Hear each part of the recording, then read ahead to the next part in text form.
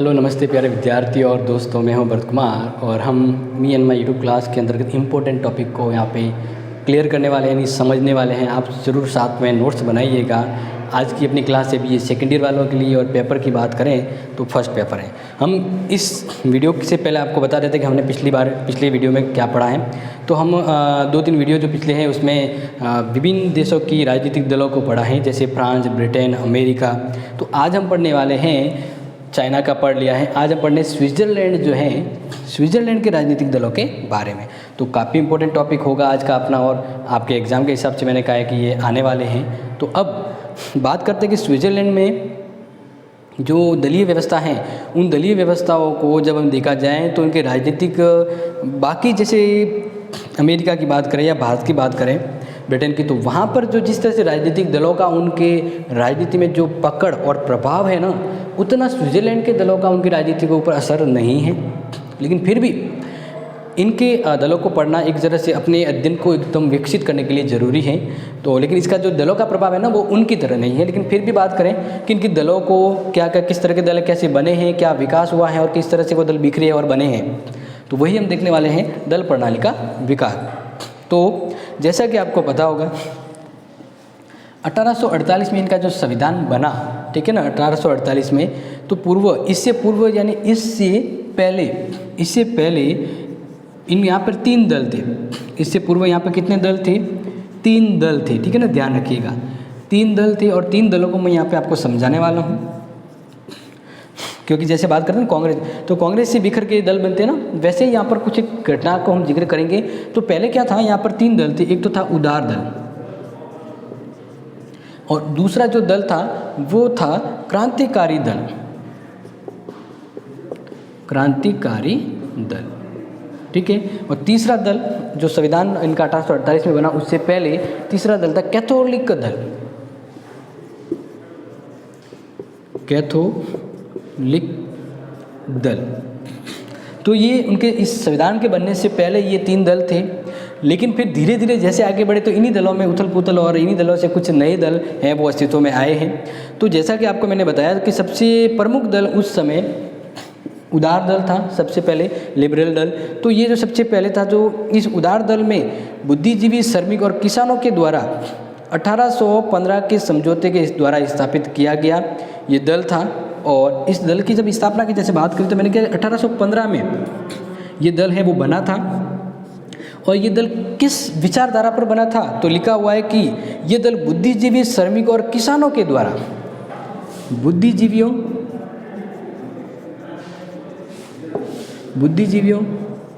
किसानों एवं श्रमिकों के द्वारा ये दल मिलकर बनाया गया था। यानी इनके हित की ये पार्टी हुआ करती थी उस समय, ठीक है।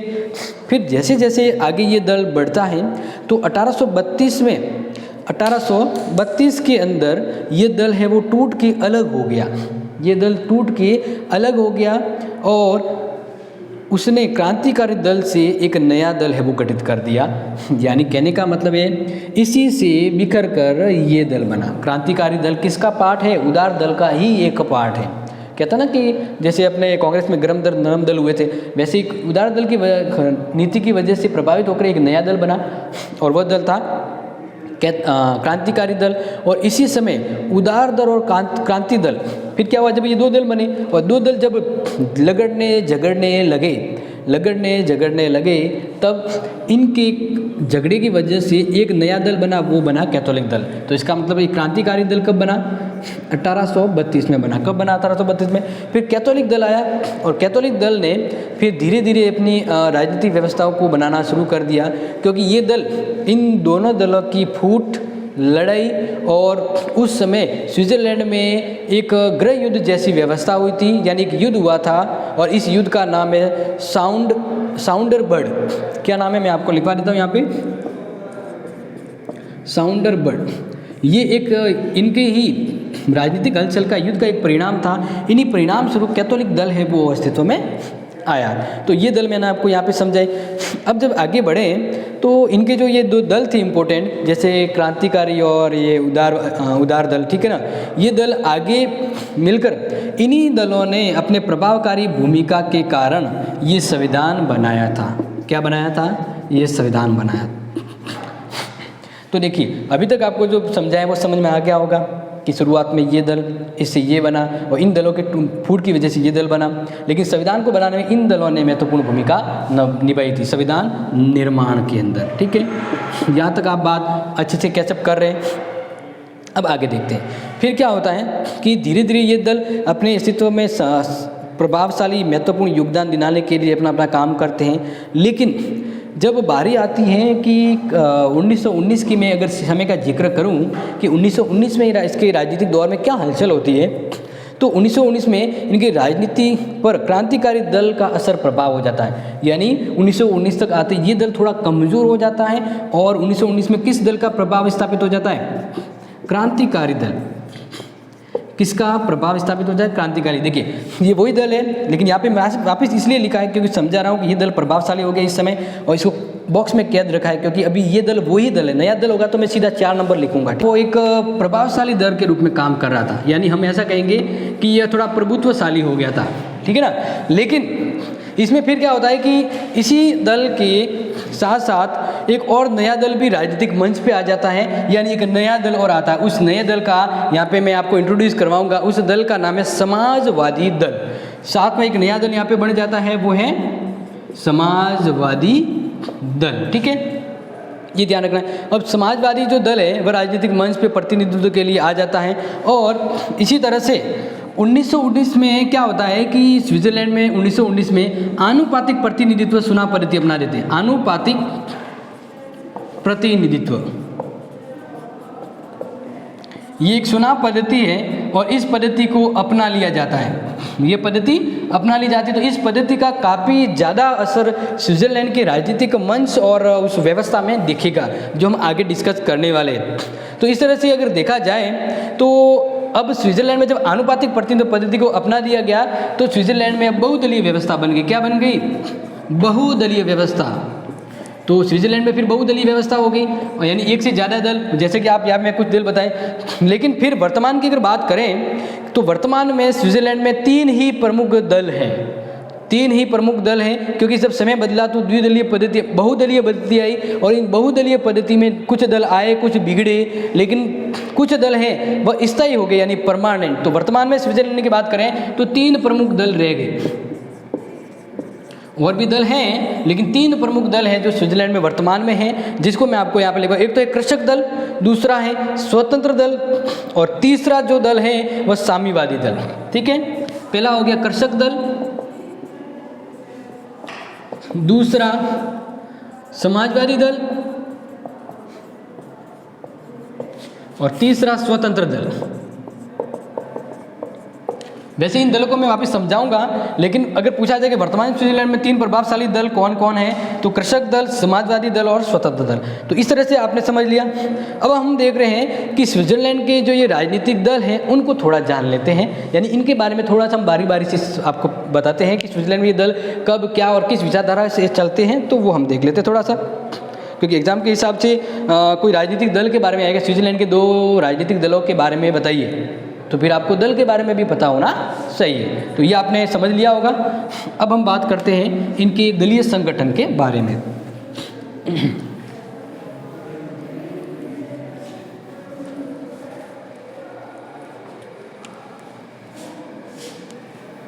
स्विट्जरलैंड के प्रमुख राजनीतिक दलों के बारे में शॉर्ट में लिख रहा हूँ स्विच।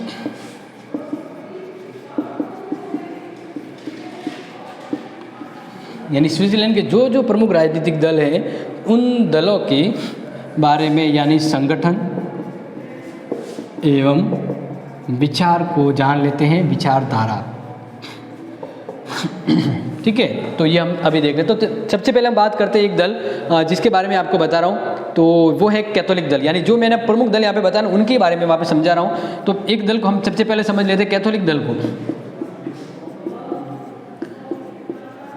तो ये जो कैथोलिक दल है, जैसा कि आपको पता है, एक कैथोलिक यानी एक विशेष व्यवस्था से प्रभावित दल है। और जब इसकी बात करें तो कैथोलिक दल कैथोलिक रूढ़िवादी दल भी कहते हैं, और ये दल स्विट्जरलैंड में काफ़ी प्रमुख दल श्रेणियों में काउंट होता है। और ये दल कब बना हुआ आपको पता ही होगा। यह दल साउंडरबर्ड युद्ध के समय कैथोलिक चर्च की नीतियों और रीतियों की रक्षा के लिए प्रयत्नशील दल के रूप में।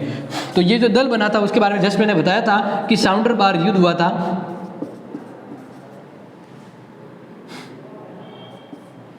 ठीक है ना, साउंडर बार भी कहते हैं या साउंडर बर्ड। बर्ड गए तो वहाँ से आप थोड़ा याद रहेगा, तो आपको ऐसा करें, साउंडर बर्ड से याद रखिए जिससे आपको याद रह जाएगा।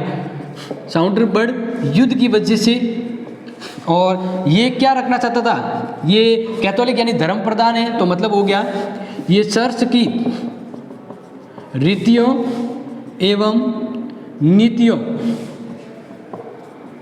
को समर्थन करता है या उसको बनाए रखना चाहता है। ठीक है ना, बनाए रखना चाहता है। समझ में आ गया। तो ये इस नीति को लेकर काफ़ी चर्चा में रहता है। अब बात करते हैं इसके बारे में थोड़ा सा। तो आपको बता देते हैं कि कैथोलिक दल है वह व्यक्ति की आर्थिक स्वतंत्रता का समर्थक है। यह व्यक्ति की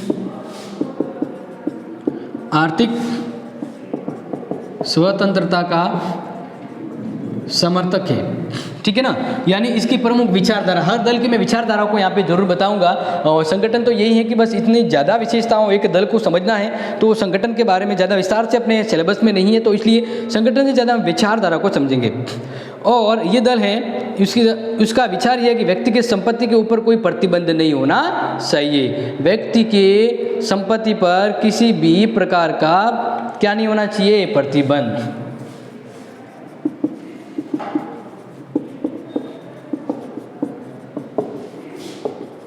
किसी प्रकार का प्रतिबंध नहीं। और इसी विचारधारा को फॉलो करते हुए ये कैथोलिक दल है वो काम करता है, करता रहा है और करता रहेगा भी। ठीक है, लेकिन प्रभावशाली दल तो मैंने आपको 3 नीचे बताई है। अब बात करते हैं नेक्स्ट इंपॉर्टेंट दल की। नेक्स्ट इंपॉर्टेंट दल जो आपको याद रखना है, और इन दल के बारे में जो भी मैं बता रहा हूँ आप अच्छे से दिमाग में बैठा लीजिएगा कि हर एक दल इम्पोर्टेंट है अपने लिए। तो दूसरा दल जो स्विट्जरलैंड में है, दूसरा है क्रांतिकारी दल, और ये वर्तमान में एक प्रमुख दल के रूप में भी काउंट हुआ करता था। एक दौर था इस दल का भी। तो इस दल के बारे में बात करते हैं। तो जैसे कि आपको पता होगा कि 1832 के अंदर इस दल का जन्म हुआ था, और ये दल है वह उदार दल से ही बना है।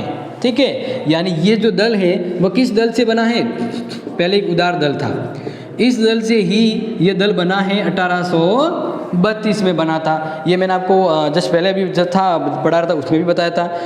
अब बात करें इस दल की नीतियों की, तो ये दल क्रांतिकारी नाम जरूर है, लेकिन ये मध्यम वर्गीय और हम कहें वास्तव में कैथोलिक दल और समाजवादी दल के मार्ग के बीच का मार्ग ग्रहण करता है। यानी कैथोलिक और समाजवादी दल,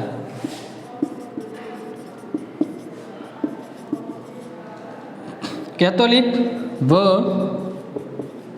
समाजवादी दल के बीच की विचारधारा का फॉलो करता है, विचारधारा पर आधारित है। यानी हम कहेंगे यह मध्यम मार्गी दल है, मध्यम मार्गी दल है, यानी बीच का रास्ता, ना कैथोलिक की ओर है न समाजवादी की ओर है। यह अपनी एक अलग ही विचारधारा है जो दोनों की मिली जुली विचारधारा को फॉलो करता है। तो आप कहेंगे इसका मतलब क्या हुआ, तो इसका मतलब है ये दल संपत्ति के अधिकार का समर्थक तो है, जैसे कि इसका संपत्ति के अधिकार का समर्थक।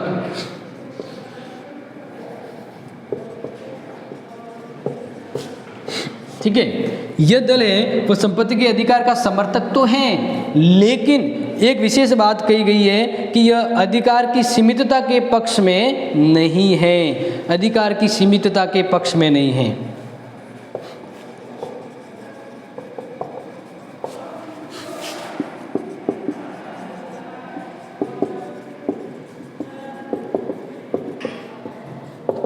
अब देखिए, जैसे मैंने क्या कहा था कि ये दल कैथोलिक दल और समाजवादी दल के बीच का रास्ता अपने बीच की विचारधारा, मतलब कैथोलिक दल तो पूर्ण तरह से संपत्ति की बात करता है, व्यक्ति को पूरी संपत्ति अधिकार देने की बात करता है। समाजवादी दल वो कहता है व्यक्ति को संपत्ति संबंधी पूर्णतः स्वतंत्रता नहीं दी जानी चाहिए। तो इस दोनों के बीच वाली विचारधारा, मतलब संपत्ति का अधिकार का समर्थक है, और जो समर्थक मतलब थोड़ा इसका विचार आया, लेकिन संपत्ति के अधिकार को ये समाप्त करना चाहता है, तो फिर इसने अपना विचार रखा संपत्ति के कंट्रोल पर ये पक्ष में नहीं, यानी दोनों की मिलीजुली विचारधारा अपनाता है। तो दूसरा दल आपने समझ लिया होगा। अब बात करते हैं समाजवादी लोकतंत्रीय दल, यानी तीसरा दल यहाँ पे देख रहे हैं हम।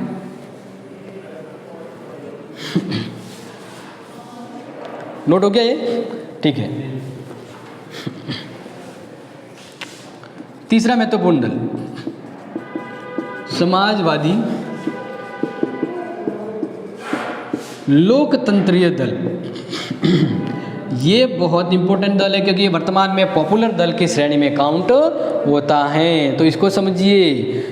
इसके बारे में आपको बताऊं कि ये दल है वो कब बना था, तो ऐसा अगर आ जाए तो आपको याद रखना 1890 में ये दल अपने अस्तित्व में आया था। ठीक है। अब बात करते हैं, ये दल जो है ये एक उग्रवादी के रूप में इसका जन्म हुआ था, लेकिन वर्तमान में ये वैसा नहीं है। वर्तमान में ये दल का जो उद्देश्य है वो पूंजीवादी अर्थव्यवस्था को समाप्त करने के बजाय उनके दोषों को मुक्त करने पर बल देता है।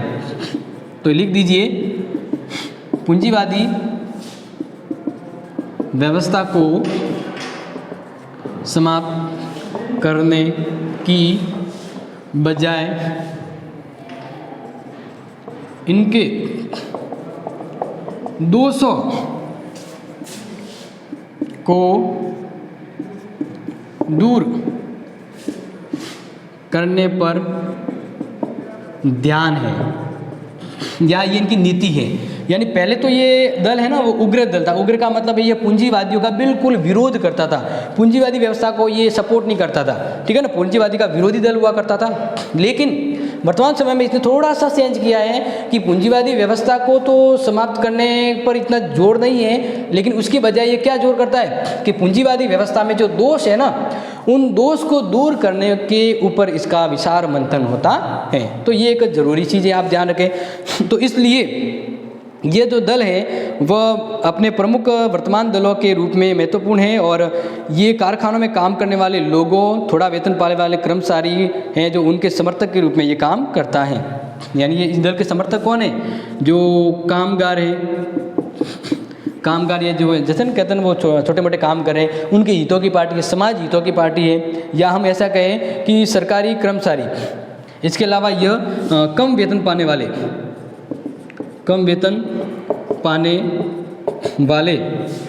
सरकारी कर्मचारी हैं, वे इस पार्टी के क्या हैं? समर्थक हैं।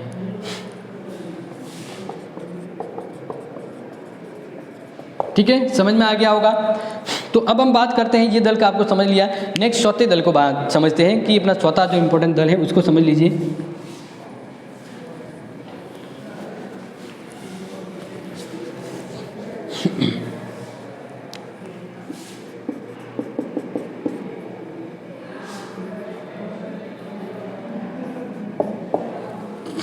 4 नंबर देखिए। तीसरा मैंने आपको समझा दिया। चौथा है कृषक दल, और ये दल वर्तमान में इसके स्विट्जरलैंड की राजनीतिक दलों में सबसे प्रमुख दलों की श्रेणी में शुमार है। और बात करें, ये जो दल है ये इसका पूरा जो नाम है वो कृषक कामगारों और मध्यम वर्ग दल, कृषक कामगारों और मध्यम वर्ग।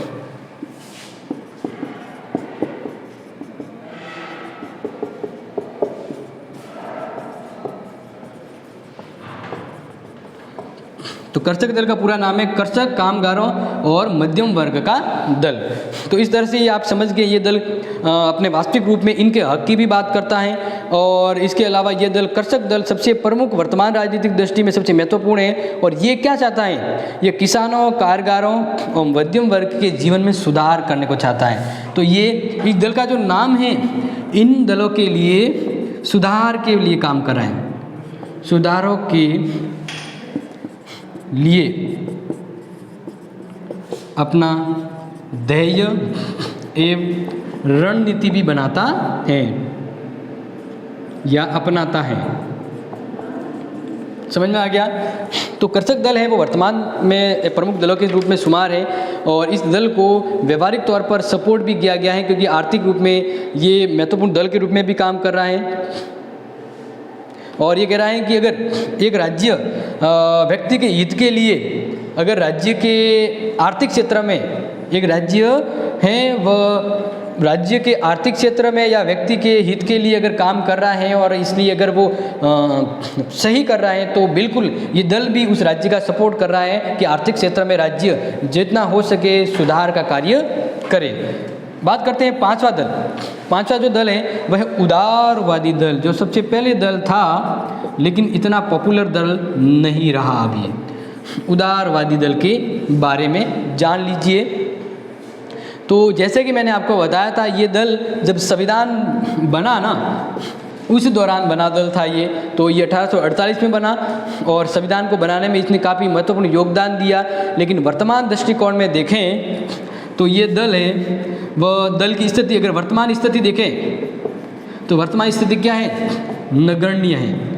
वर्तमान स्थिति क्या है इसकी, नगण्य, यानी ये इतना प्रभावशाली दल नहीं है। लेकिन एक दौर था इसका भी जब ये राज करता था। एक समय का पहिया ऐसा है जो हर किसी को ऊपर और नीचे, कहते हैं अर्श से फर्श और फर्श से अर्श पहुंचा सकता है। तो ये दल एक ऐसा था जिसने संविधान को बनाने में भी योगदान दिया था। लेकिन आज इस दल की स्थिति एक जीरो हो चुकी है, न के बराबर ये दल काम करता है।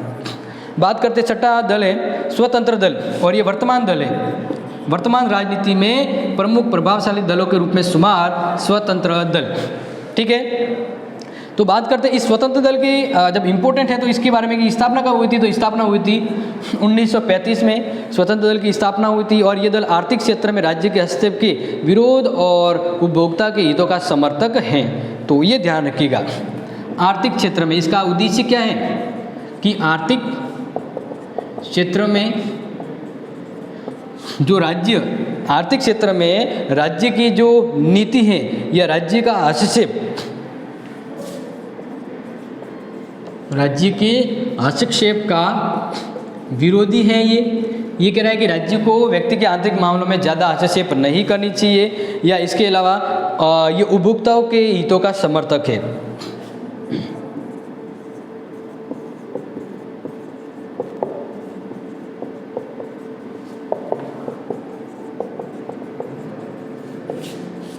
उपभोक्ता के हितों का समर्थक है। तो ये स्वतंत्र दल है और ये वर्तमान में ये प्रभावशाली दलों के रूप में काउंट होता है। एक दल जिसका मैंने जिक्र आपको किया था वो है साम्यवादी दल। ठीक है, उस दल को जान लेते हैं, वो अपना अंतिम दल होगा। फिर इसके बाद इस स्विट्जरलैंड की दलीय व्यवस्था की विशेषताओं को देख लेंगे जो अपना इम्पोर्टेंट टॉपिक होगा। छठा है साम्यवादी दल। साम्यवादी दल जिसको कभी कभार श्रमिक दल के रूप में भी माना जाता है। तो ये जो दल है वह कहता है कि स्विट्जरलैंड में मार्क्सवादी विचारधारा होनी चाहिए, यानी ये दल है वो मार्क्सवादी विचारधारा पर आधारित है।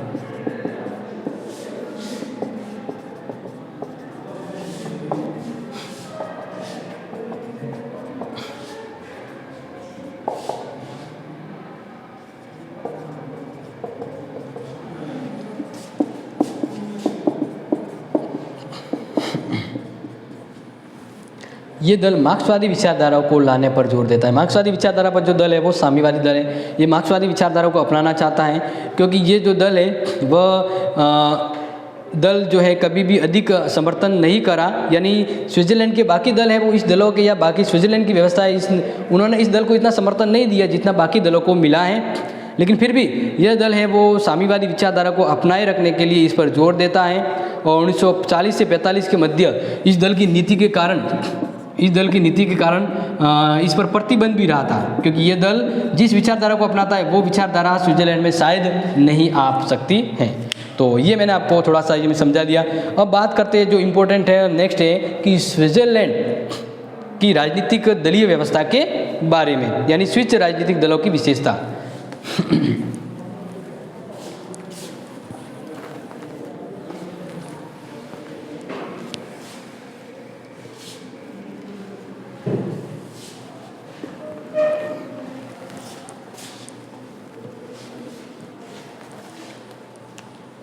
स्विच राजनीतिक दलों की विशेषता, जो आपको जानना था और आप इंतज़ार कर रहे थे कि कब हम विशेषताओं को पढ़ेंगे।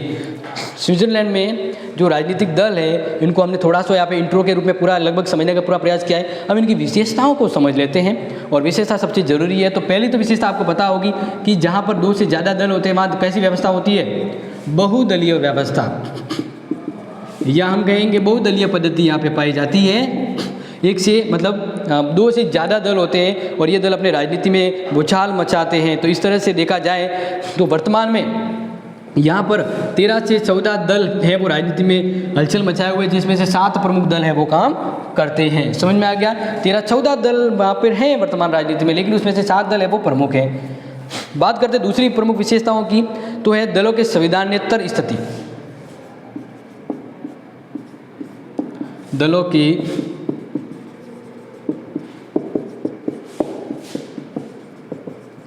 यहाँ पे अगर आप देखा जाए तो इस यहाँ पर स्विट्ज़रलैंड का जो संविधान है वो 1848 में बना था। तो एक आध दल, जैसे उदार दल है वो, या एक और जो दल है, वो दल ही संविधान के समय मौजूद थे।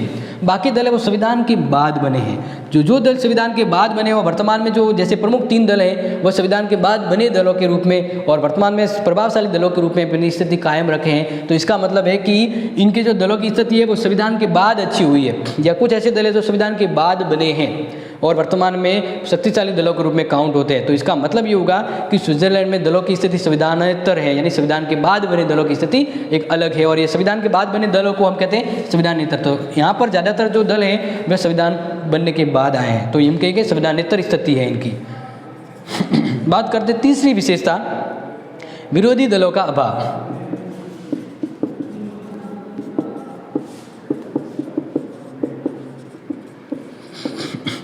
इसको देखिए, ये पॉइंट आपको समझा रहा हूँ। आपको पता है स्विट्ज़रलैंड में कौन सी चुनाव पद्धति है?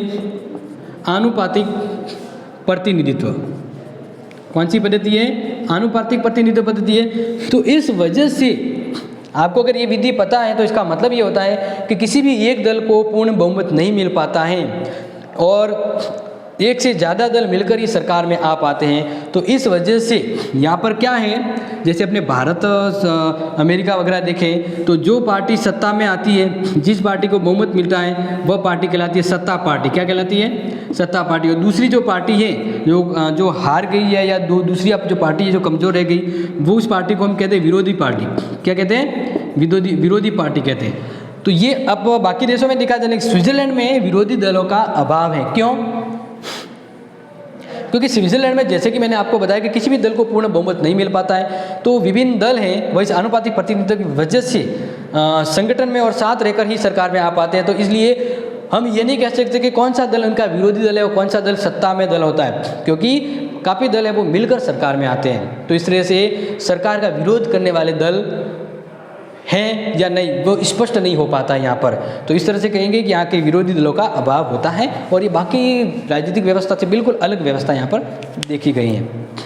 अब बात करते हैं नेक्स्ट विशेषताओं को। नेक्स्ट विशेषता चौथी अपनी, दलों के मौलिक सिद्धांतों पर मतभेद। दलों के मौलिक सिद्धांतों में मतभेद।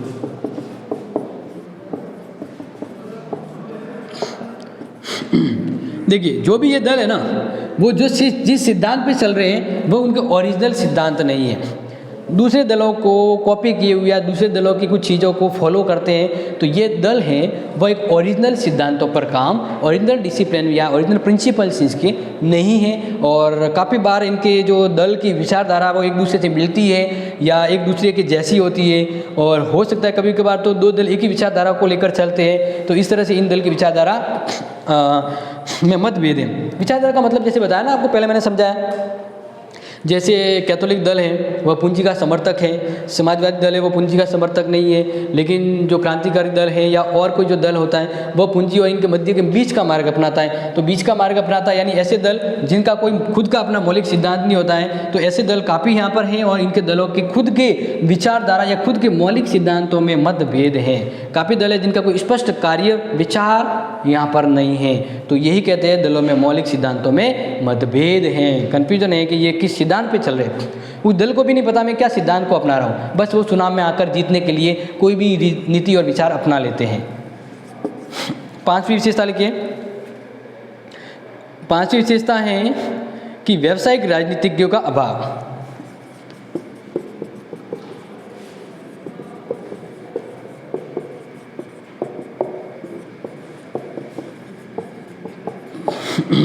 इस विशेषता को थोड़ा समझिए।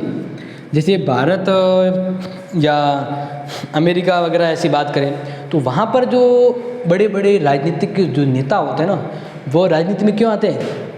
पैसों के लिए आते हैं। वो राजनीति को एज ए बिजनेस मानते हैं। क्या मानते हैं? As a business. और बिजनेस के रूप में ही वह राजनीति में जुड़ते हैं और अपने बिजनेस को लेकर जिस तरह से बिजनेस में प्रॉफिट हो वैसे ही वह राजनीति में प्रॉफिट लेने की गुंजाइश रखते हैं। लेकिन स्विट्ज़रलैंड में ये अलग है। स्विट्ज़रलैंड के अंदर के जो भी ये राजनीतिक दल होते हैं ना, ये अपने एक बिजनेस के पर्पज में नहीं आते। इनका उद्देश्य होता है लोक सेवा, जनहित के कार्य करना। तो इसका मकसद उनके राजनीतिक लोकतंत्रकरण की परिस्थिति की वजह से भी है कि वह अपने पैसों को लेकर ध्यान में नहीं रखते हैं। वो अपने राजनीतिक विचारों को परिपूर्ण करने, एक लोकतंत्र की विचारधारा को प्रभावशाली व्यवहारिक रूप में लाने के लिए होते हैं। तो ये जो दल होते हैं, क्योंकि देखो ऐसी विचारधारा अगर जहाँ पर है तो वहाँ पर राजनीतिक दल है वो गंदी होती है, क्योंकि दल वो देश और लोगों के हित में काम नहीं करते, वो पैसा बनाने के लिए राजनीतिक दल काम करते हैं। लेकिन अगर जो दल राजनीतिक व्यावसायिक राजनीति पर आधारित नहीं होती है, वही राजनीति वास्तव में देश हित में काम करती है, जो यहाँ पर पाई जाती है। ठीक है, नेक्स्ट छठा पॉइंट देख लें। तो छठे पॉइंट में कहा गया कि दलों को कैंटन के आधार पर संगठन, दलों का कैंटनों के आधार पर संगठन। जैसे कि मैंने आपको बताया कि ये दल जो है ये अपने किस तरह से ऑर्गेनाइज होते हैं, किस तरह से संगठन में रहते हैं। तो जैसा कि आपको बताया कैंटन का मतलब होता है राज्य। कैंटन का मतलब क्या होता है? राज्य होता है। स्विट्जरलैंड में कैंटन को राज्य, मतलब राज्य को कैंटन कहा जाता है। तो ये राष्ट्रीय स्तर पर दलों का कोई संगठन तो नहीं है, लेकिन राज्य स्तर पर ये दल व्यवस्थित संगठन में काम करते हैं, यूनियन, एक ऑर्गेनाइजेशन बनाकर काम करते हैं। तो ये बहुत अलग फर्क है यहाँ पर कि राष्ट्रीय स्तर पर भले ना हो, लेकिन कैंटन स्तर पर एक संगठन के रूप में कार्य करते हैं। समझ में आ गया? और इसके अलावा बात चौथा पॉइंट आप समझ सकते हैं कि इसमें दलगत भावना, गुटबंदी है वो नहीं होती है। ये दल गुटबंदी से परे होकर काम करते हैं। समझ में आ गया? अब लास्ट में एक थोड़ा सा 2 मिनट का रह गया है, वो मैं आपको समझा देता हूँ कि यहाँ पर ये जो दल है इतने कमज़ोर क्यों हैं। ठीक है, तो वो हम देख देते हैं। स्विट्जरलैंड के जो ये राजनीतिक दल है, दलों की स्थिति निर्बल,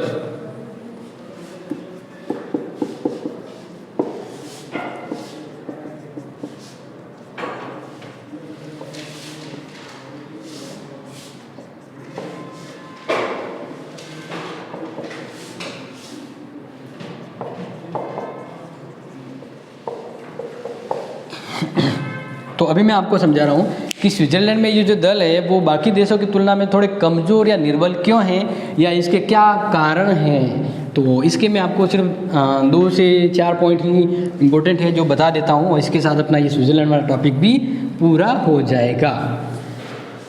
तो यहाँ पे भी हम पॉइंट से ही बात करें तो जैसे कि मैंने आपको बताया था कि जनता में मौलिक मतभेद का अभाव है।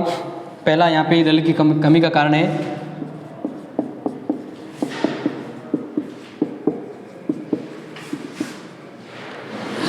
मौलिक यानी एक ओरिजिनल विचार होते हैं जो उस देश की राजनीति में प्रभावशाली होते हैं। तो जनता में मौलिक मतभेद का अभाव,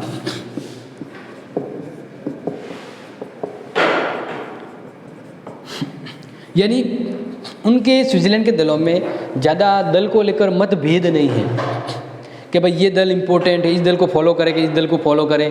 तो जनता है वो एक समान महत्व देती है लगभग दलों को। तो इसी वजह से जब दलों के विचारधारा में मतभेद नहीं होता है तो जनता में भी इन दलों को लेकर लोगों के मन में मतभेद है वह नहीं होता है। तो जब मतभेद नहीं होगा तो जब भी सभी दल एक जैसे माने जाते हैं, तो इसलिए इन दलों को किसी एक विशेष दल को कोई महत्व नहीं मिलता है। तो ये इसका कारण बन जाता है। बात करते हैं दूसरा, जो इसका मैं आपको कमी का कारण बताऊं, तो वो है धार्मिक वैमनस्य का अभाव।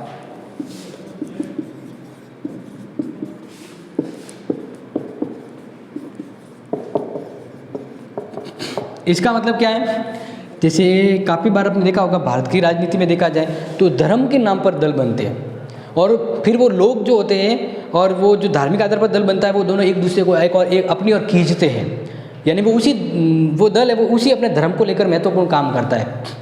तो दलीय राजनीति वो धार्मिक राजनीति बन जाती है, यानी धर्म राजनीति बन जाती है और इस वजह से दल का ये वातावरण बहुत ही स्ट्रॉन्ग देखा जाता है। क्या देखा जाता है? स्ट्रॉन्ग। लेकिन यहाँ पर स्विट्जरलैंड में क्या है कि धर्म के नाम पर लोगों में इतना मतभेद नहीं है, कैथोलिक हो या प्रोटेस्टेंट हो तो इतना ज़्यादा मतभेद नहीं है। तो धर्म के नाम पर मतभेद ना होने से जो दल है वह स्ट्रॉन्ग नहीं हो पाते, क्योंकि अगर कोई दल किसी धर्म को ज़्यादा महत्व दे तो लोग फिर इसके फॉलोवर ज़्यादा होंगे, लेकिन उसमें धर्म का मतांतर नहीं होता है, अभाव होता है, तो इसलिए इनके दलों का प्रभाव भी इतना नहीं होता है। इसके अलावा जैसे बात करें तो नेक्स्ट है कि लोक निर्णय की व्यवस्था।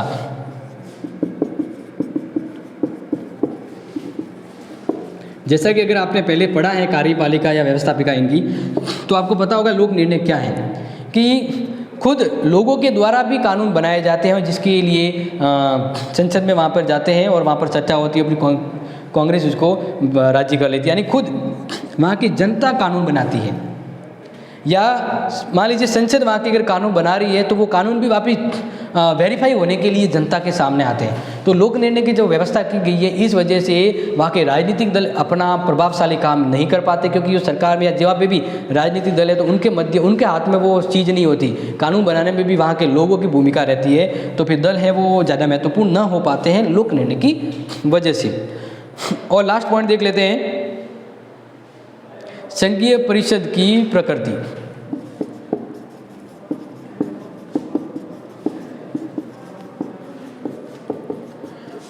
संघीय परिषद, इसको समझिए, राजनीतिक दलों की निर्बलता में संघीय परिषद का बहुत बड़ा योगदान है, क्योंकि संघीय परिषद अर्थ में स्थायी कार्यपालिका और इसे पदच्युत नहीं किया जा सकता। इसके अतिरिक्त यह निर्दलीय है। इसका परिणाम ये हुआ कि जो कार्यपालिका उसमें दलगत राजनीति नहीं होती, तो व्यवस्थापिका में राजनीतिक दल इस प्रकार से सत्ता में संलग्न नहीं रह पाते। यानी संघीय परिषद किससे बनती है? कार्यपालिका से, क्योंकि स्विट्जरलैंड में संघीय परिषद कार्यपालिका में एक साथ 7 व्यक्ति हैं, वह संघीय परिषद के सदस्य होते हैं, वो काम करते हैं। तो ये जो 7 व्यक्ति होते हैं वह किसी भी दल प्रणाली को महत्व नहीं देते, वो एक संघीय परिषद के रूप में काम करते हैं। तो अब जब यहाँ पर दलगत नीति नहीं पाई जाती है तो व्यवस्थापिका में भी स्थिति कमज़ोर पड़ जाती है और दलों का फिर अपना अस्तित्व और कार्य और प्रभाव अपने आप कम हो जाता है। तो ये 4 मोटे कारण हैं जिस वजह से स्विट्जरलैंड में दलीय प्रभाव या दलीय राजनीति उसके देश पर इतनी हावी नहीं है या कमज़ोर स्थिति है। तो समझ लिया होगा आज का इंपॉर्टेंट जो भी टॉपिक था मैंने समझाया। आने वाले नेक्स्ट वीडियो में बने रहेगा और ये इंपॉर्टेंट क्लास आपके लिए है, तो आप इसे जरूर समझें, उसके नोट्स बनाएं। एग्जाम सर पर है तो इसलिए इसको बहुत अच्छे से प्रिपेयर करके समझ के तैयारी करें, ठीक है ना। दोबारा आपसे मिलते हैं महत्वपूर्ण क्लास में, तब तक के लिए take care and sharing this video. Thank you.